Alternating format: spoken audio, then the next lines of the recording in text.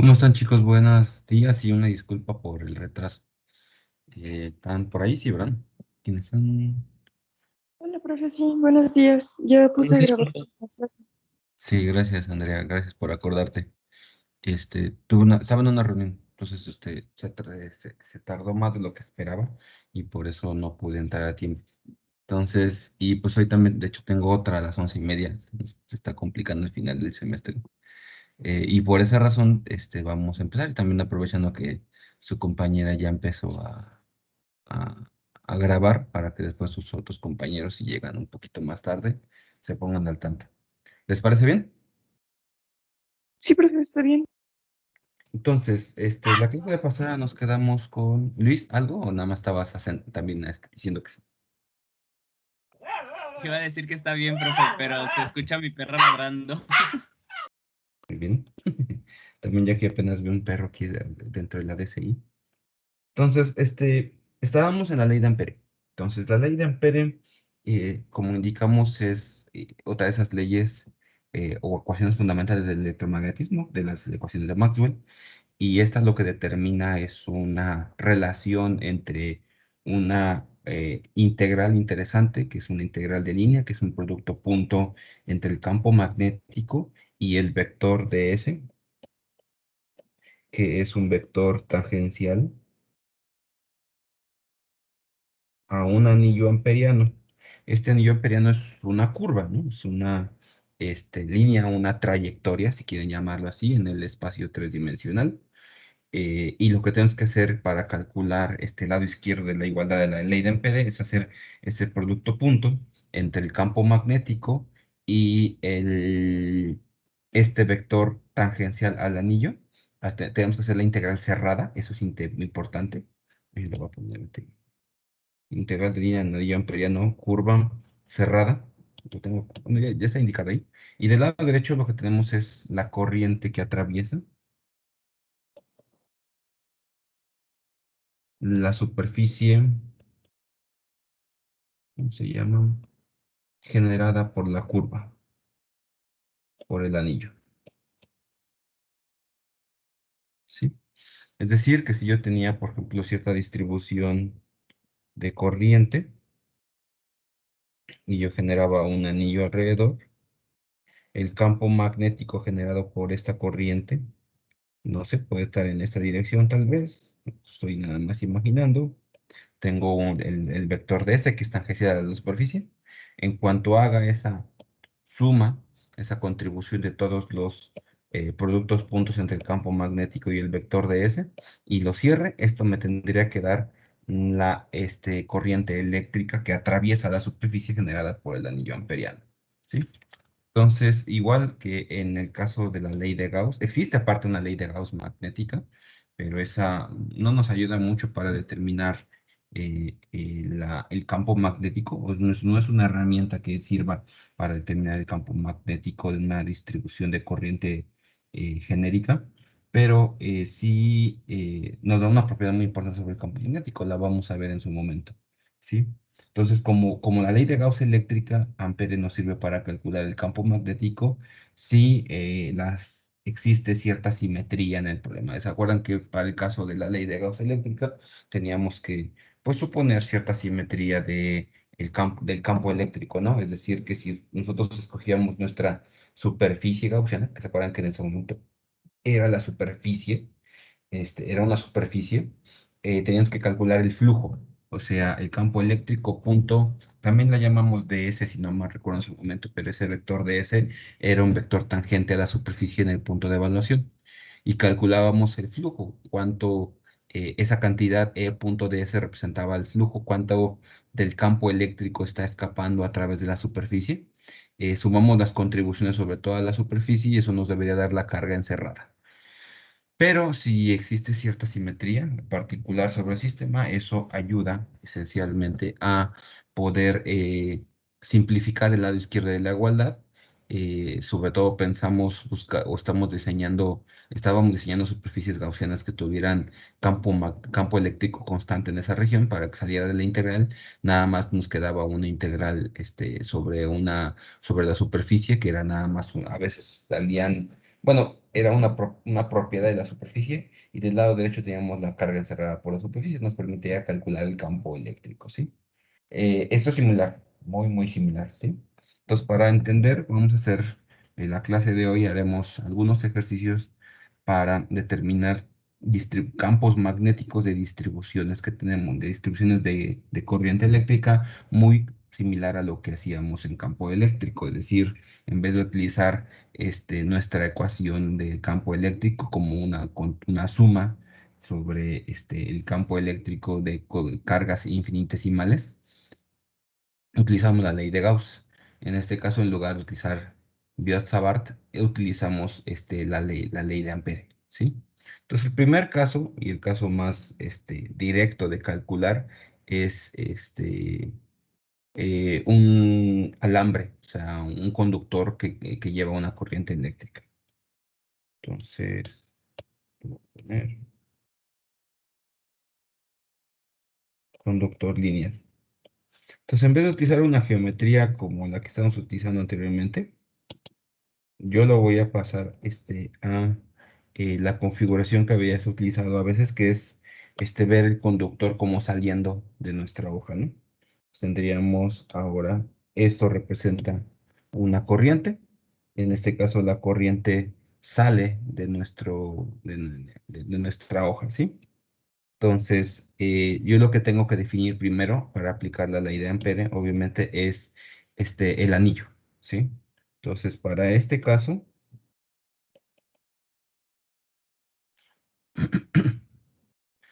por la simetría del problema, usaremos un anillo perpendicular a I, circular, de radio R. Es decir, que si yo puedo dibujar mi anillo amperiano, sería algo como esto.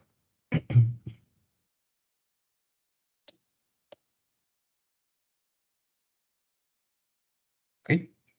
Entonces, la pregunta es, bueno, ese es mi anillo, tengo que calcular entonces ese producto punto del campo magnético punto ds.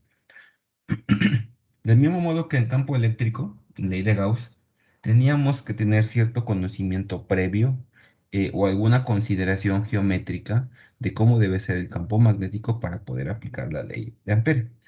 Entonces, en estos momentos, por ejemplo, para campo eléctrico pensábamos, ok, el campo eléctrico debe ser radial y debe ser dependiente nada más de tal o cual distancia. Y entonces eso reducía mi cálculo de este producto punto. En este caso, sucede lo mismo. Sabemos que el campo magnético primero solo depende de R. Esto es meramente geométrico, es decir, que si está centrado nuestra corriente con respecto al anillo imperiano, pues no hay ninguna razón por cual el campo magnético tendría que cambiar dependiendo de cierta geometría o cierta coordenada angular. Tendría que ser independiente y solo dependiente de esa coordenada angular. ¿Por qué? Pues porque si yo giro el alambre, girarlo así con su eje de simetría largo, no hay ningún cambio en cuanto a la física, debe ser la misma. Entonces, eso implica que la rotación del sistema coordenado no es relevante. Y por lo tanto, entonces tenemos la conclusión de que debe ser nada más dependiente de R, ¿sí? Y también solo tiene componente tangencial, que esto sí requiere cierto conocimiento de la ley de Biot-Savart. Pero es lo mismo que en el caso de la ley de Gauss. O sea, en la ley de Gauss también teníamos que suponer de alguna manera cierta simetría o cierta indirección del campo eléctrico a como nosotros ya lo habíamos entendido antes de poder aplicar la ley de Gauss eléctrica. ¿Sí? Entonces esto implica que en este sentido tengo que mi campo magnético, y lo voy a poner de color morado, va en esa dirección, es tangencial, perdón, va en la otra dirección, ¿sí? Por también la geometría que ya hemos utilizado de la mano derecha, ¿no? Si mi pulgar apunta en la dirección y que es una conclusión de la ley de Biot-Savart. Si yo pongo mi pulgar en la dirección del campo de la corriente, cuando cierro mis manos, el giro de mi mano derecha indica la dirección del campo magnético. Entonces, esto es el campo magnético. Pues como ven, este caso y como dijimos, nada más depende de R, como ya fijé mi anillo amperiano, eso ya quedó fijo, así que esa es la distancia R, la cual estoy calculando, que es una distancia genérica, claro, en este caso, a la cual estoy calculando yo esta cantidad de B punto de S. Y lo que es importante, otra cosa es la dirección de S. Entonces, como ven aquí, también DS tiene una geometría interesante porque de hecho también va en la dirección tangencial. Perdón si no se alcanza a ver, pero ya tengo varios colores aquí. Pero de hecho también lo hice así para que no se nos encimara mucho la flecha. Ustedes indíquenlo en su libreta como que ahí son DS y B, de hecho son colineales. Lo podemos ver así. Es porque el vector DS es un vector tangencial al anillo y este anillo es un círculo.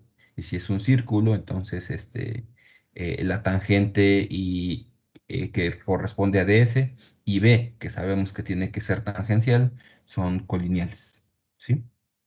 Entonces esto, como ven, y va a facilitar muchísimo los cálculos de la ley de Ampere. ¿Puedo pasar a la siguiente, por favor? ¿Me indican, por favor? Ah, sí, profe, me da un minuto, por favor. Sí, Gracias. claro, sí, claro.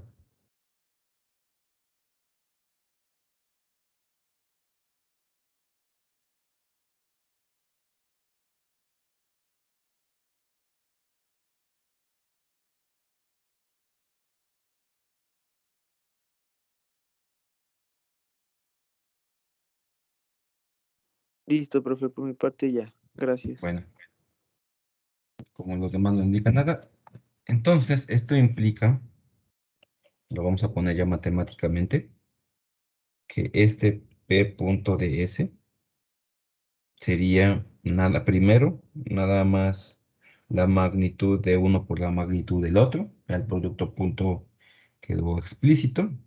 El campo magnético, como es sobre el anillo, que está a una distancia R fija todo el tiempo, es constante durante todo el anillo, y entonces yo lo que tengo es la integral cerrada de ds, ¿sí? Entonces, ¿qué sería la integral de ds a lo largo de todo el anillo?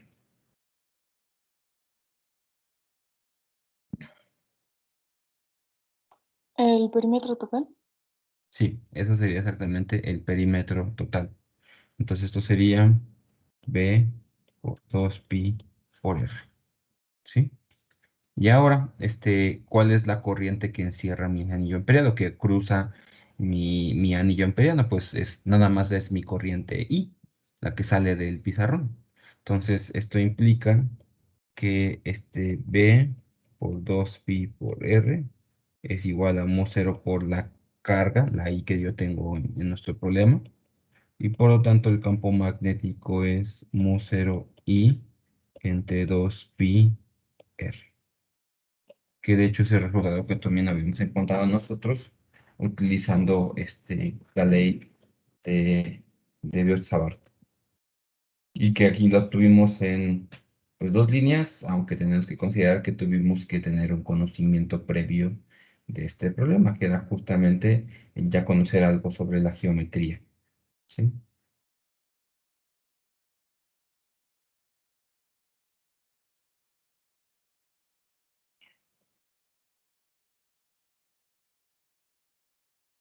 Bueno, eh, y ahí, bueno, recuerden cómo calculamos este campo magnético utilizando la ley de Biot-Savart, eh, que tuvimos que hacer nuestra integral ¿se acuerdan que era el dl cruz r entre r cuadrada? Entonces era una ecuación bastante complicada. Eh, Tuvimos que calcular el producto cruz entre el vector r y el vector de L, que es el vector que tiene largo L, o bueno, largo de L infinitesimal en la dirección de la corriente eléctrica, y después integrarlo. Supusimos incluso que la integral tendría que ser infinita para evitar efectos de la frontera. Y aquí no tuvimos que sufrir nada con eso. O sea, el cálculo fue directo y el 2pi que ven ahí, de hecho, es una configuración geométrica, sale del cálculo del perímetro del anillo amperiano. Entonces es bastante interesante esta correlación que hay entre estas informaciones geométricas y la información contenida en la ley de Biot-Savart. Entonces parecía que salía de algún lado medio extraño, pero no, es algo bastante natural si uno considera esa ecuación. Aunque obviamente, o sea, Maxwell lo escribió de esa manera, ¿no? Lo escribió de tal manera que fuera consistente con la ley de Biot-Savart, ¿sí?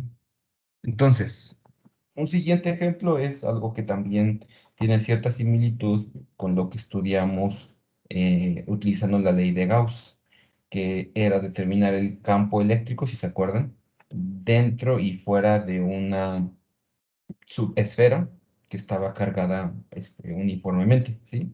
Entonces, en este caso, el siguiente problema es similar, en el sentido que buscamos determinar el campo magnético. Perdón, se me había olvidado. Con esto de que estuve en mi reunión ahorita, se me olvidó por completo esto. Preguntarles, Paloma ya no les mandó su calificación, ¿verdad? A ustedes directamente.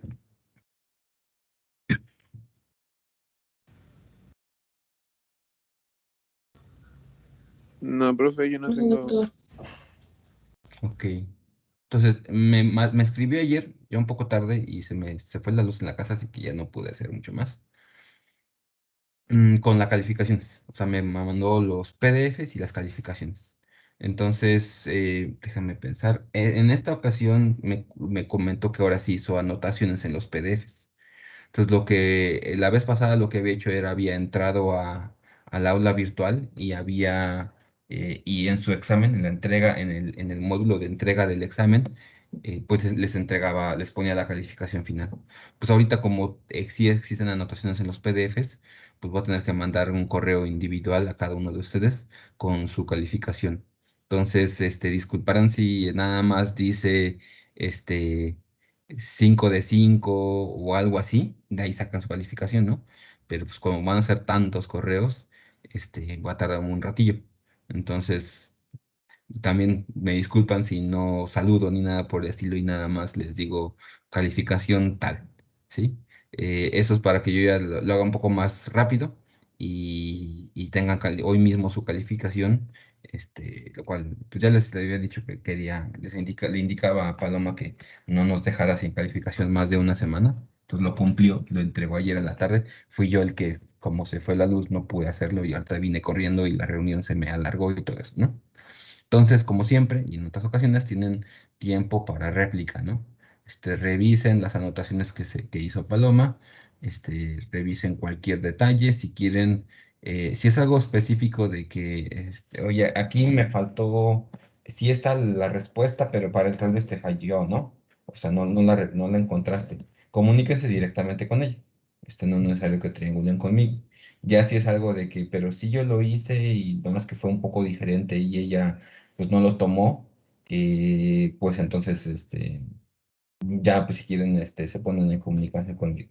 Va, entonces, ahorita terminando la clase 11:30, tengo otra reunión, pero espero después de las 12 tener tiempo de irles mandando, correos con sus calificaciones. ¿Está bien? Sí, profe, muchas gracias. Genial. Bueno, entonces, ahorita vamos a determinar el campo magnético a una distancia r menor que el radio de un conductor de radio R que conduce una corriente I distribuida, esto sí no me salió, distribuida uniformemente. Es decir, si yo veo desde arriba mi conductor, yo vería esto, ¿sí? Y ese conductor lleva una corriente hacia arriba, en este caso también I, pero está distribuida uniformemente dentro de todo el conductor. O sea, ya estoy pensando que nuestro conductor no es un conductor infinitamente pequeño. Me estoy, o ahora sí es grande, o me estoy acercando lo suficiente como para darme cuenta que sí tiene una estructura, ¿sí? Entonces, todo esto que ven aquí dentro, o sea, toda esta parte interna, lleva corriente eléctrica y está distribuida uniformemente dentro de todo ese conductor, ¿no? Entonces, estamos pensando ahora sí en un cable gordito. Y queremos determinar el campo magnético, de hecho, dentro del alambre, ¿sí? Es decir, que vamos a tener que suponer un anillo amperiano, así, ¿ok? Entonces, voy a poner esto. Esto es R. Y esto va a ser R minúscula, ¿sí? Y entonces la pregunta es, ¿cómo vamos a calcular otra vez ahora nuestro campo magnético? Bueno, em, igual tenemos que hacer consideraciones previas. Es decir, supondremos un campo magnético tangencial, otra vez. Tampoco hay razón por la cual no sea tangencial. Cualquier otra geometría implicaría corrientes que no, o sea, una corriente que ya no es, más bien, un campo magnético no generado por la corriente que sea perpendicular a nuestra hoja, ¿no? O sea, por la geometría de la corriente. Si las corrientes están distribuidas uniformemente dentro de esta región, 9 minutos.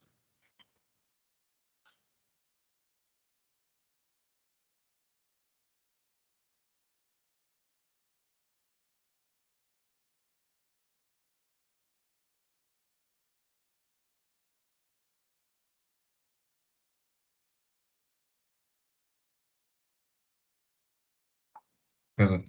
Entonces, si esta corriente que está homogéneamente, estamos suponiendo que está homogéneamente distribuida en este conductor, siempre es perpendicular a nuestra hoja, no hay ninguna componente que no sea normal, o sea, que tenga una componente paralela a la hoja, no hay razón por la cual el campo magnético no siga siendo tangencial. Tiene que ser tangencial para que cumpla la relación de Biot-Savart, es decir, que la dl y el vector r, donde estoy calculando el campo magnético, los tres sean perpendiculares entre sí. Es un producto cruz, ¿no? B es igual a dl cruz r, r unitario. Entonces eso tiene que ser así.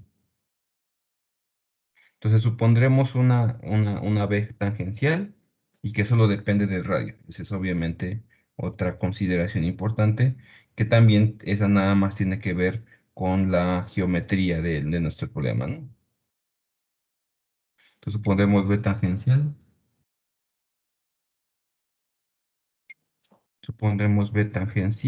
y solo depende. Todavía no se alcanza a ver, ¿verdad? Hay un poco de letra aquí. Uy, sí.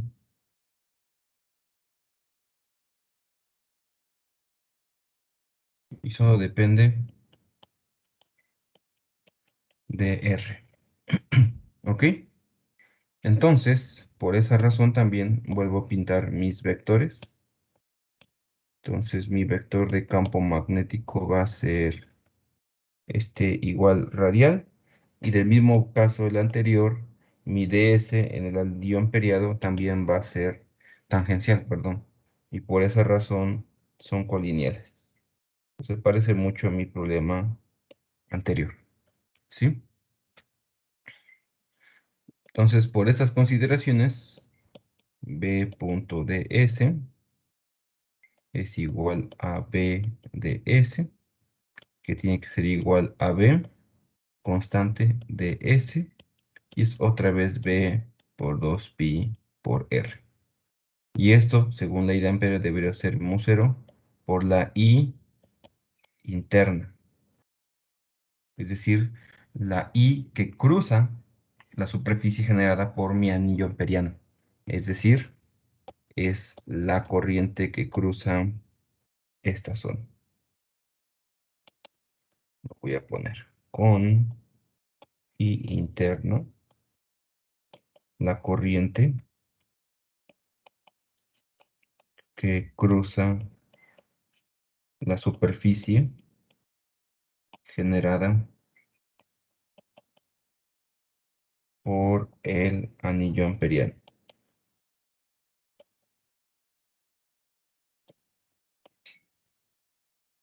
Entonces la pregunta es, ¿cómo calculamos esto? ¿Cómo calculamos esa corriente interna?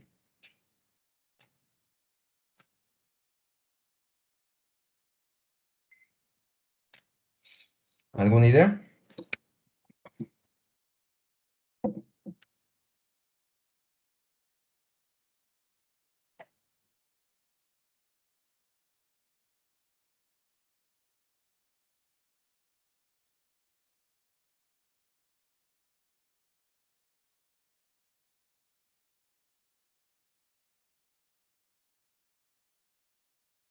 Profe, perdón, se me cortó un poquito. ¿Podría repetir la pregunta, porfa? Sí, lo que estoy preguntando es, si lo que tengo del lado derecho de la igualdad es la corriente interna atraviesa el anillo amperiano, ¿cómo calculo esa corriente interna? Entonces sería la corriente total que atraviesa todo este conductor o que lleva este conductor es esa corriente I. Yo lo que quiero saber es cuál es la corriente que llevaría un trozo más pequeño de radio R en esa superficie.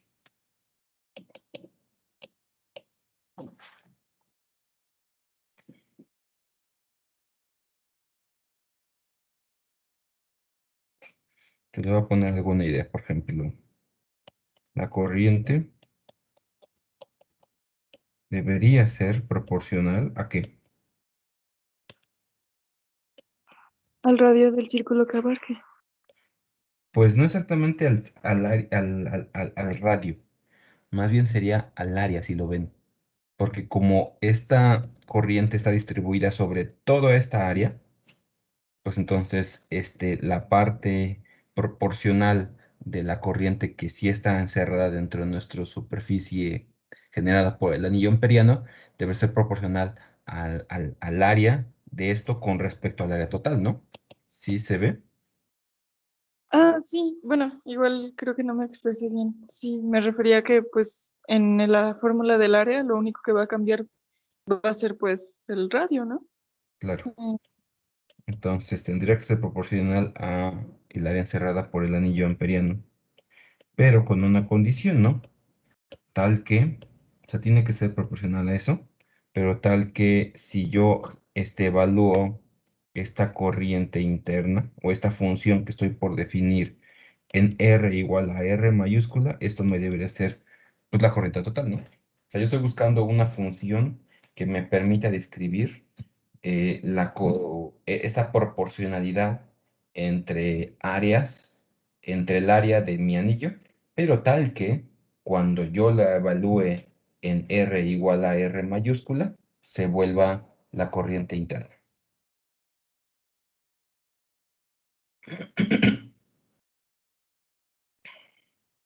Entonces, eso implica que debe ser proporcional al área, al pi por R minúscula al cuadrado, ¿sí?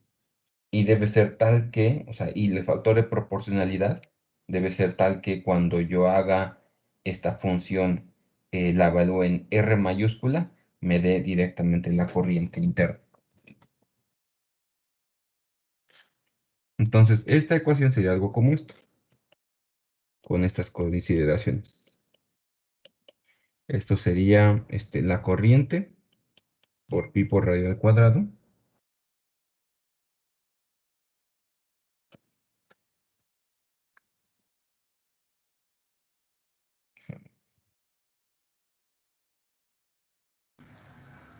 Profe, ¿podría regresarle poquito a la diapositiva anterior? Perdón, Mariana. Gracias. Aprovecho porque me mandaron un mensaje de un estudiante. Entonces, espero, analicen bien esos argumentos que tenemos, ¿no? Parece claro que la corriente encerrada debe ser proporcional al área encerrada por ese anillo amperiano, pero tiene que ser tal que cuando evalúe esa función en R minúscula igual a R mayúscula, me dé la corriente total.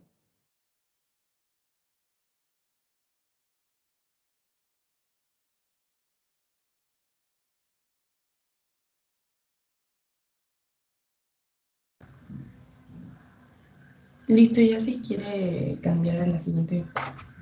Gracias.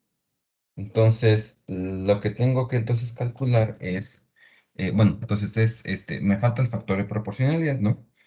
O sea, debe ser proporcional al área. Y ese factor de proporcionalidad, de hecho, es el inverso del área total del anillo. ¿Por qué? Pues porque de este cociente, de hecho, es justamente el cociente entre área de una y área, o sea, el área que estoy analizando y el área total, ¿sí? Pues esto, de hecho, como pueden ver, se puede reducir a I por R cuadrada entre R cuadrada. Y cumple la condición que esperaba, ¿no? Si yo evalúo esto en R igual a R mayúscula, me da la corriente directamente. Entonces, ya teniendo esta corriente encerrada, yo tengo que el campo magnético, por lo tanto, es el coeficiente mu0 por I por R entre 2 pi R mayúscula al cuadrado. Se nos fue una R por ahí, porque la tenía del lado izquierdo, la tenía como 2 pi por R, que la despejé y la bajé. Y allá arriba quedaba una R cuadrada, que era el resultado de nuestra ecuación de la corriente interna.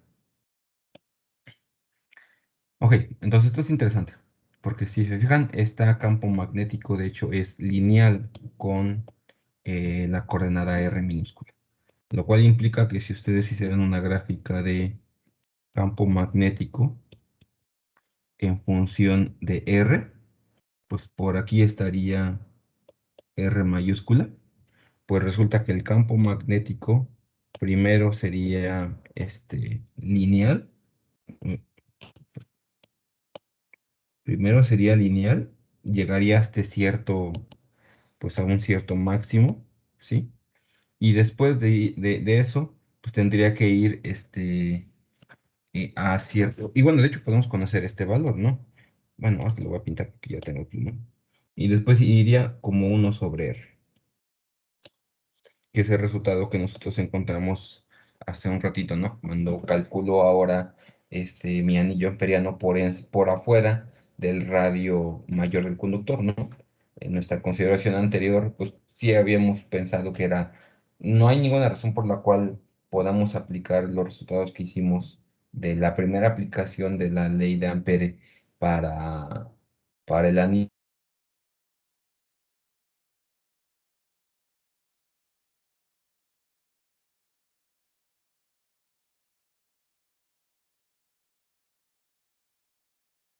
porque aún así Profe, se creo que sí. cortó, creo. Ajá, Sí, sí. pero ya me escuchan de nuevo. Y sí se ve mi pantalla y se ve que están moviendo aquí el cursor. ¿No? ¿Verdad? Ah, sí, ahí está. Sí se ve, ¿verdad? Entonces, otra vez se cortó momentáneamente. Entonces, no tenemos, o sea, no hay razón por la cual no podemos aplicar de nuevo la ley de Ampere para este caso de un conductor un poquito más gordo, utilizando un anillo amperiano por encima más grande que el radio externo de nuestro conductor, de la R mayúscula. Entonces, eso nos daría pues la misma tipo de procedimiento que les mostré en nuestra primera aplicación de la ley de Ampere. Entonces, también tendría que ir aquí el campo magnético como 1/R, ¿sí? Y este valor máximo que obtengo aquí es justamente en el campo magnético, justamente en la superficie del conductor. Y este tiene un valor mu0 y entre 2 pi por R. ¿Sí? Bueno, Profe, ¿qué pasó, Alberto? a mí no me queda muy claro cómo, o sea, lo de la corriente interna, la Sí, constante de proporcionalidad, ¿por mira, qué ujú. es esa? Ujú. Bueno, el argumento es, primero, yo creo que sí queda claro que tendría que ser, o sea, que la corriente interna, lo voy a escribir aquí, aunque posiblemente después lo borre, tiene que ser proporcional al pi por r cuadrada, ¿no? Y de hecho también tiene que ser proporcional a la corriente, ¿no? Sí, Entonces, la única condición que estábamos buscando es que además la I interna evaluada en R igual a R mayúscula sea igual a la corriente. Son nuestras únicas dos condiciones que tenemos sobre esta función que tenemos que encontrar para determinar la corriente interna, ¿sí?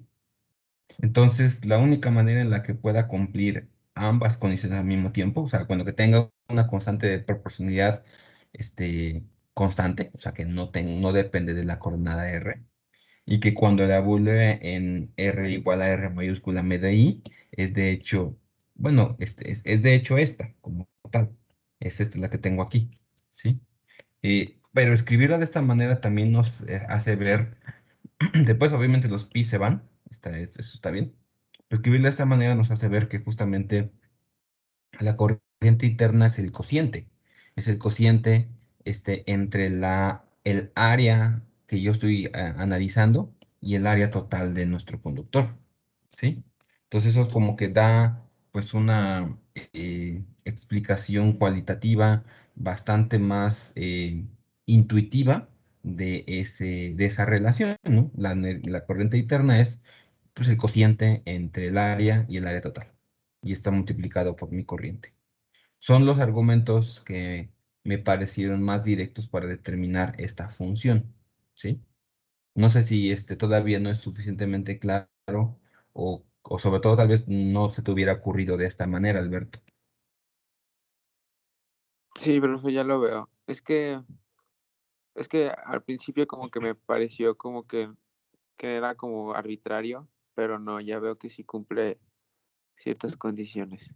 Eso era lo importante, ¿no? Y seguro que hay alguna otra metodología diferente que a mí no se me ocurrió ahorita para argumentar por qué esta energía interna es eso. No hay una, como en muchas cosas en la física, no hay una única forma de resolver un problema, ¿no?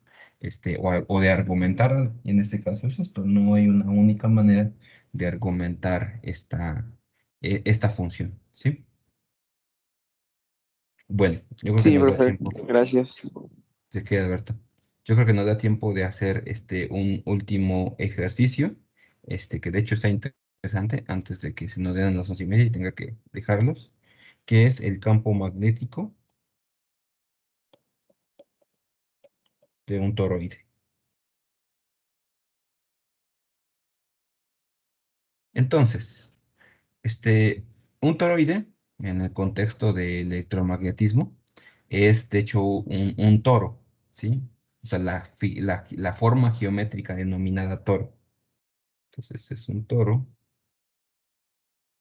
hecho de un material conductor.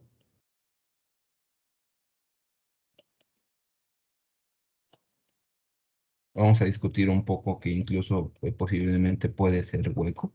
Y eso es una aplicación súper genial del toroide, que tiene n vueltas de un conductor alrededor.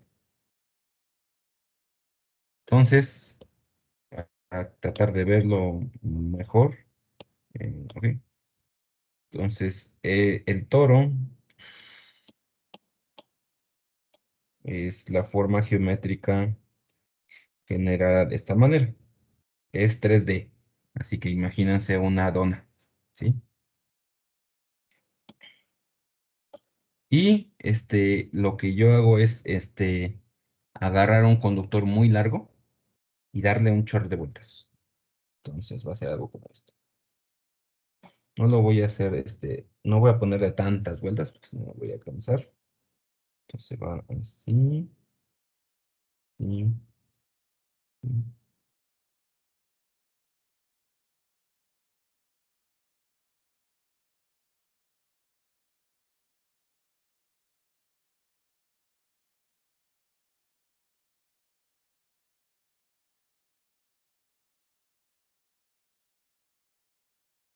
y sale por acá. ¿Sí? Ah, no me quedó tan bien. Entonces, por aquí entra una corriente eléctrica. Ay, y, y sale por esta.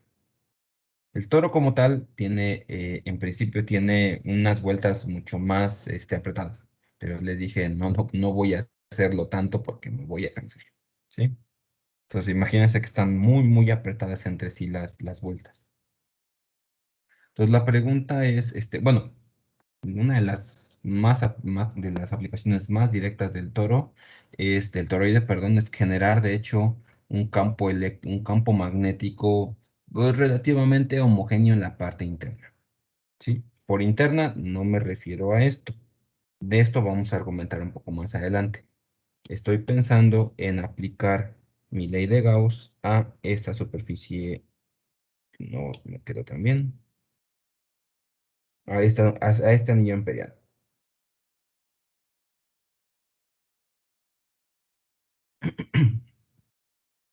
Bueno, ¿alguna vez habían escuchado sobre este toroide? No realmente, bueno, al menos yo no realmente, aunque me suena un poco como a una bobina pues hecha toro. Ok, obviamente también después vamos a ver acerca de la bobina, pero sí, o sea, en efecto, no nos vamos a enfocar mucho en bobinas, al menos, déjame pensar.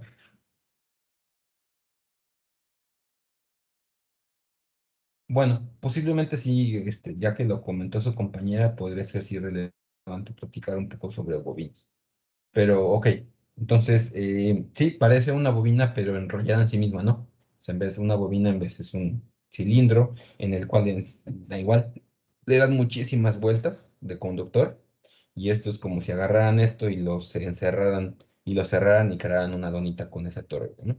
Seguro que les va a sonar cuando ahorita platicamos sobre la aplicación del toroide, ¿sí? Eh, entonces voy a considerar el anillo imperiano indicado.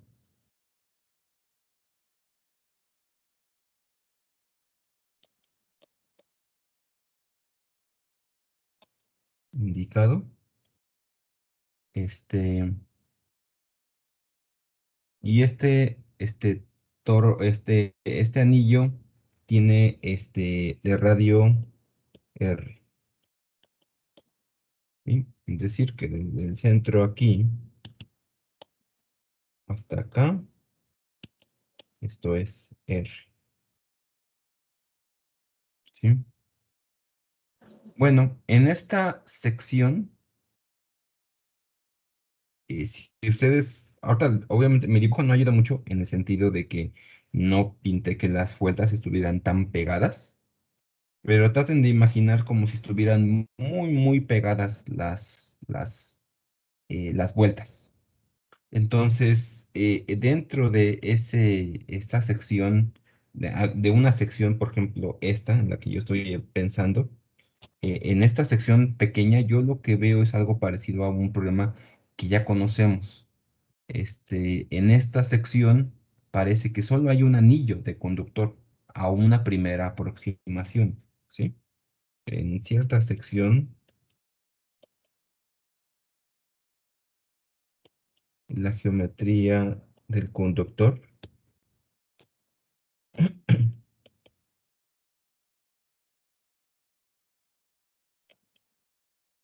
es tal que se asemeja a un anillo. Es decir, que si yo escojo, por ejemplo, esta región en la que yo estoy, vamos a pensar, ¿cuál región será bueno? Esta. Imagínense que yo tomo esta región. En esta región, yo lo que veo es algo como un solo anillo. Es decir, Déjame ver, hay algo que me hace raro. Va así. Sí. Entonces, yo lo que lo vería es algo como un anillo, como este. Quería poner horizontal, no sé por qué no me sale horizontal. Ahí está. Un anillo como este, por el cual, de hecho, si se fijan, la corriente va hacia acá y hacia allá, en la manera en la que estoy este, pensando que entró la corriente por este lado, ¿sí? Y nosotros sabemos cuál es la solución de este anillo, ¿no? La solución de este anillo me da un campo magnético que va en esa dirección.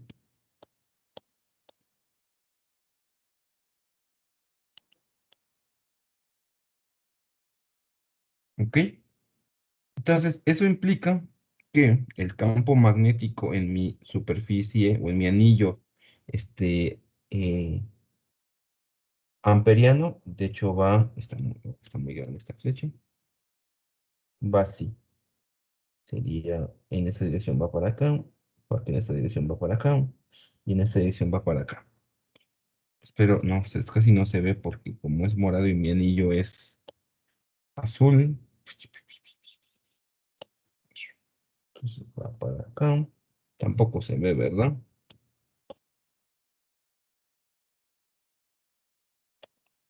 ¿Se ve el verde? Bueno, lo voy a hacer más grueso.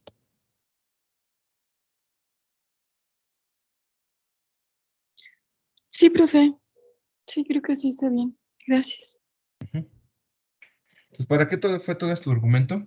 Pues para darnos cuenta que dentro de nuestro anillo imperiano podríamos suponer que el campo magnético y que el campo magnético es justamente también perpendicular, bueno, no, perdón, es colineal al vector de S, ¿no? Esa era la idea. Esto no es o sea, es una primera aproximación. ¿Por qué? Porque no es del todo cierto. Esto lo vamos a argumentar un poquito más adelante, aunque posiblemente no nos dé tiempo de verlo ahorita, pero porque nada más quiero que lleguemos al resultado final y que después platiquemos sobre cuál es una aplicación súper directa de este toroide. Entonces, es una primera aproximación el hecho de que realmente, de que el campo magnético nada más sea perfectamente perpendicular a una sección como esta y por lo tanto sea colineal a mi anillo amperiano. ¿Por qué? Pues de entrada, pues porque si se fijan acá, como yo hice la vuelta, mi anillo no es perfectamente perpendicular o sea, el vector campo magnético debe estar un poquito chueco, debe tener una componente que no es exactamente colineal aquí, pues porque en esta sección del conductor el cable viene, pues así se lo imaginan, de hecho aquí está un poquito inclinado, ¿no? Y eso es debido pues, a la manera en la que se le da vueltas al conductor alrededor del toroide, ¿sí?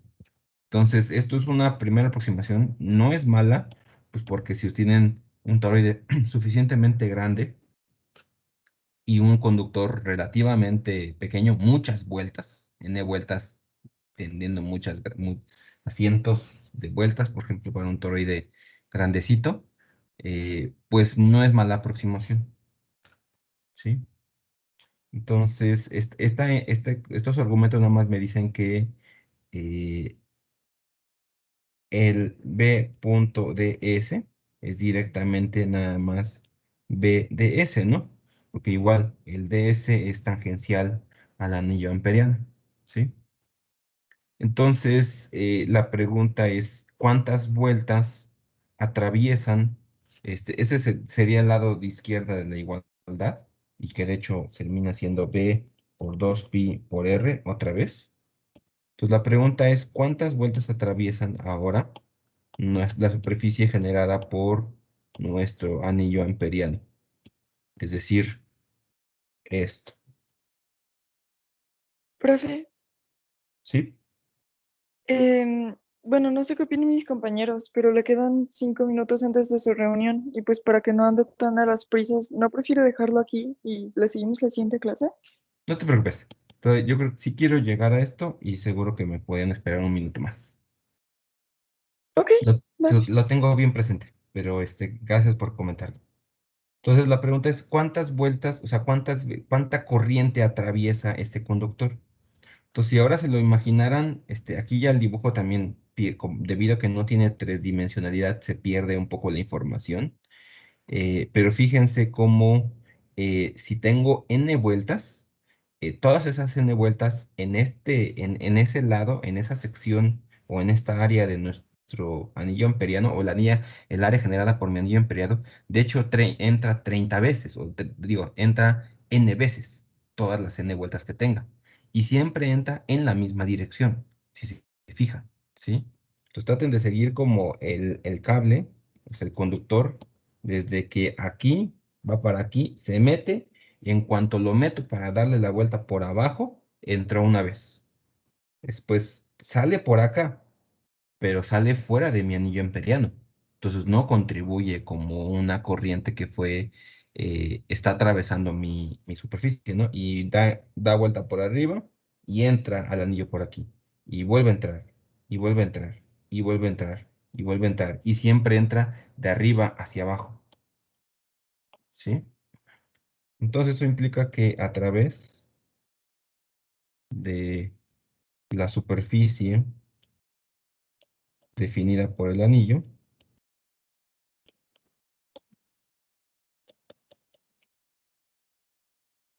pasan n vueltas del conductor siempre en la misma dirección.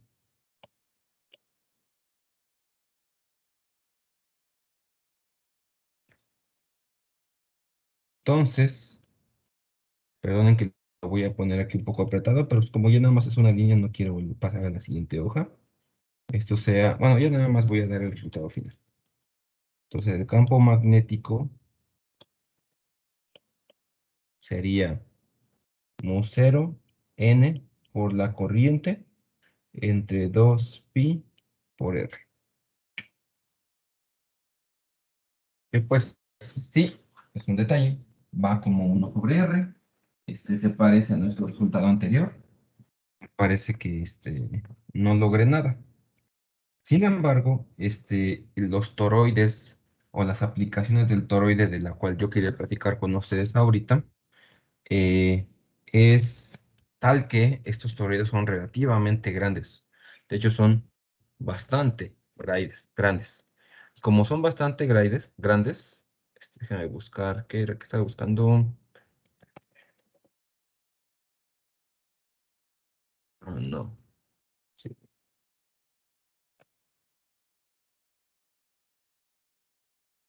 Como son bastante grandes, posiblemente podríamos considerar como una buena aproximación el hecho de que este no está, ¿dónde está? Ah, se llamaba diferente.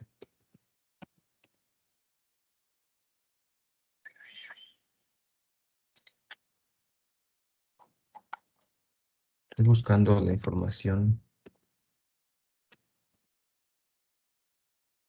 Ah, aquí está.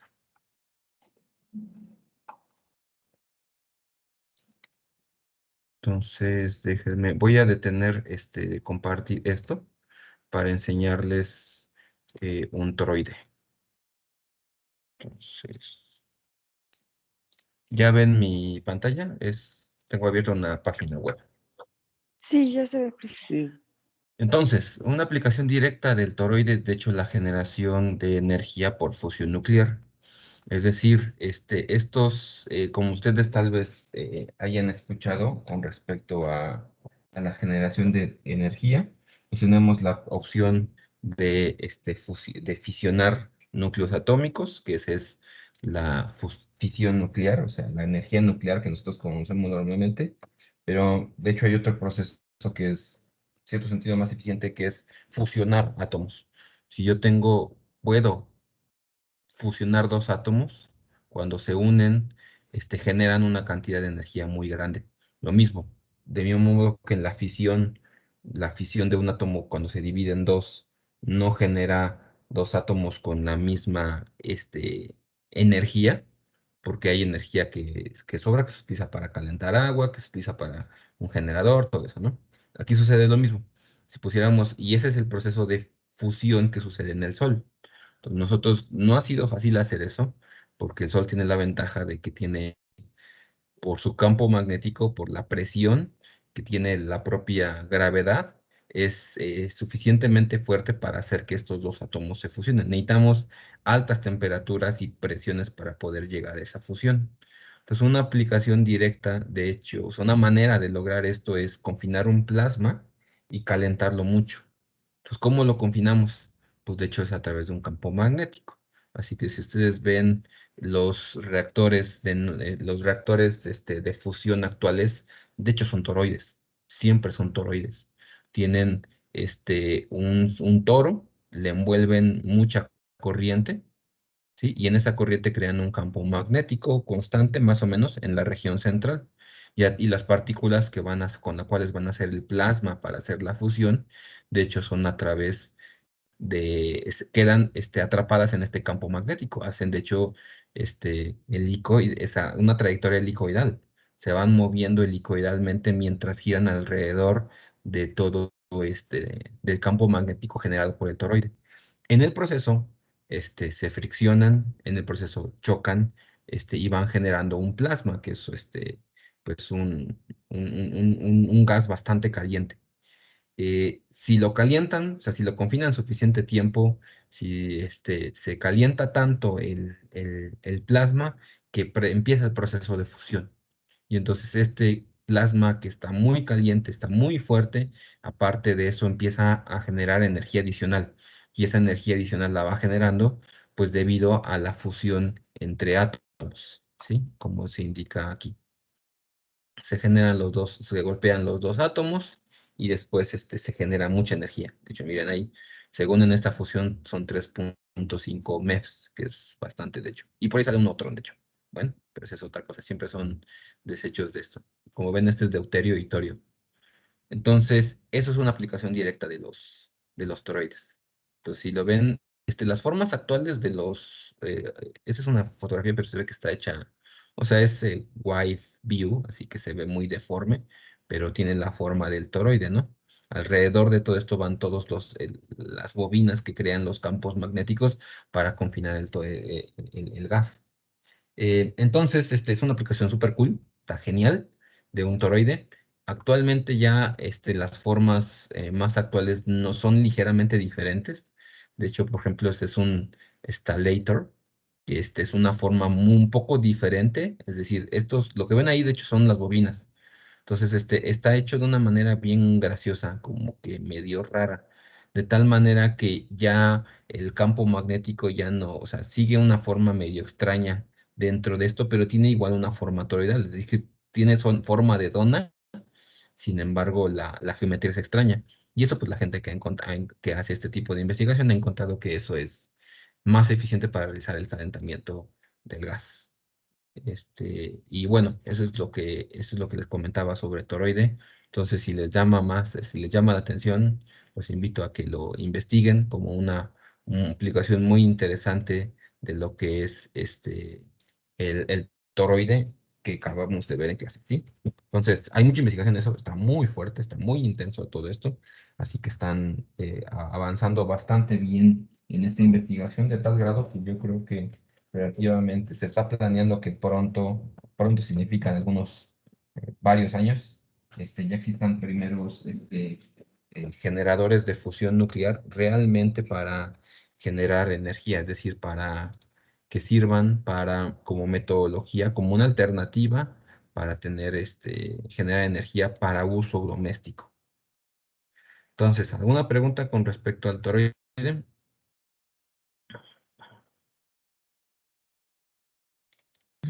No del todo, profe. Genial.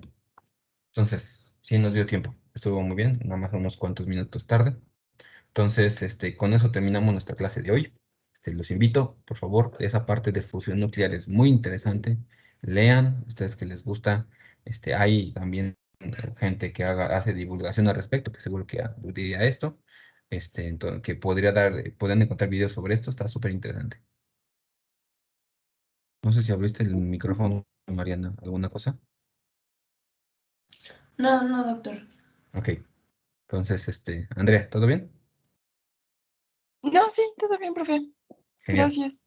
Bueno, entonces nos vemos entonces, bueno, van a recibir correo de mí al rato, y entonces nos vemos ya el martes. Cuídense y que tengan un buen fin de semana, chicos. Nos vemos. Gracias, igualmente. Gracias, profe. Gracias, profe. Adiós. Nos Muchas vemos. gracias. Nos vemos. Gracias. Nos vemos luego.